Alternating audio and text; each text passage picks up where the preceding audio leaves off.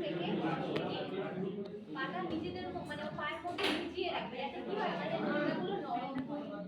হ্যাঁ, দেখবে আমাদের অনেকে দেখবে যারা প্রফেশনাল সেলর তারা কি করে, এটা একটা পেডিকিউর মেশিন, সেই মেশিনের মধ্যে জলটা অটোমেটিক গরম হয়ে যায়, বাবলস হয়, তার মধ্যে আমরা একটু শ্যাম্পু সব কিছু দিলাম, বাবলস হবে, দিয়ে পাটা দেখবে নিজে ওই পাটার ওখানে একটা মানে চাকার মতো রয়েছে, পাটাকে দিয়ে ঘষলেই মানে ময়লাটা খুব ডিপলি মানে ওঠে আর তো আমরা এখানে দেখাচ্ছি এরকমও তোমরা বাড়িতে ইউজ করতে পারবে।